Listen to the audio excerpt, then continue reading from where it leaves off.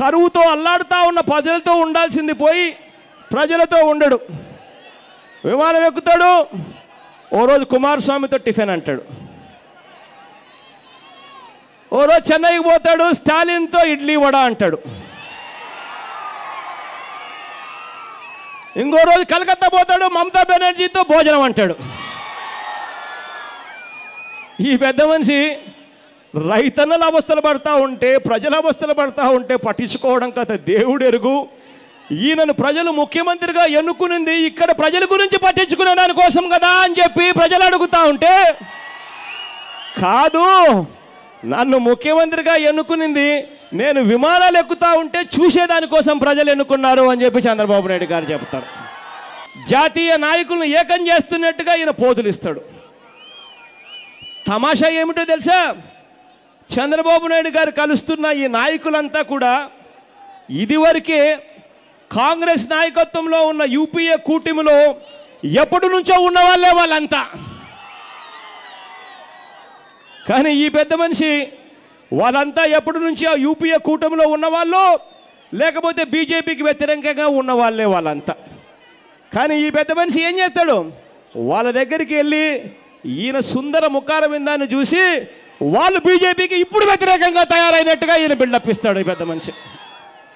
కానీ తెలుగుదేశం పార్టీ ఎన్నికల మేనిఫెస్టోలో ప్రణాళికలో చెప్పిన ప్రకారం ఎవరికి సామాజిక న్యాయం చేయలేదు. కానీ ఈ పెద్ద మనిషి సామాజిక న్యాయం ఎవరికి చేశాడో తెలుసా, సామాజిక న్యాయం చేసింది సుజనా చౌదరికి 1000 కోట్ల రూపాయలు, సీఎం రమేష్కు 1000 కోట్ల రూపాయలు, రాయపాటికి 1000 కోట్ల రూపాయలు, మురళీమోహన్కు 1000 కోట్ల రూపాయలు, లింగమనేని నాకేం తక్కువని ఆయనకు 1000 కోట్ల రూపాయలు, లోకేష్కు 1000 కోట్ల రూపాయలు సామాజిక న్యాయం, ఎరపతినేనికి 1000 కోట్ల రూపాయలు, దేవనేనికి 1000 కోట్ల రూపాయలు, పత్తిపాటికి 1000 కోట్ల రూపాయలు, కొమ్మలపాటికి 1000 కోట్ల రూపాయలు, నారాయణకు 1000 కోట్ల రూపాయలు, ఎల్లో మీడియా పెద్దలకు ఈ పెద్ద మనిషి హయాంలో 1000 కోట్ల రూపాయలు లబ్ధి జరిగింది అని అంటే సామాజిక న్యాయం ఎక్కడ జరిగింది అని చెప్పడానికి వేరే ఉదాహరణ కూడా అవసరం లేదు.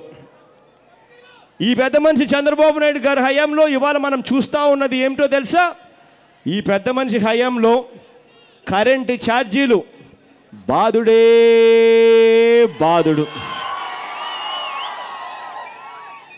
పెట్రోలు డీజిల్ రేట్లు బాదుడే బాదుడు, ఆర్టీసీ బస్సు ఛార్జీలు బాదుడే బాదుడు. బాదడం కూడా మామూలుగా కాదు.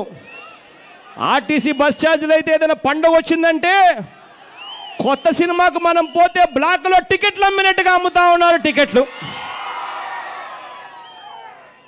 ఇంటి పన్నులు బాదుడే బాదుడు, స్కూల్ ఫీజులు బాదుడే బాదుడు, కాలేజీ ఫీజులు బాదుడే బాదుడు.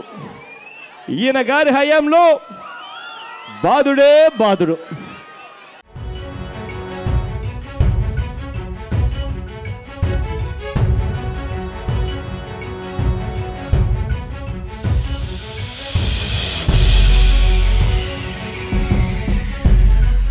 Please subscribe New Waves. ఇలాంటి మరిన్ని మంచి వీడియోలు కావాలని కోరుకుంటున్నారా? అయితే పక్కనే ఉన్న గంట సింబల్ను క్లిక్ చేయండి. అలాగే సబ్స్క్రైబ్ చేయండి.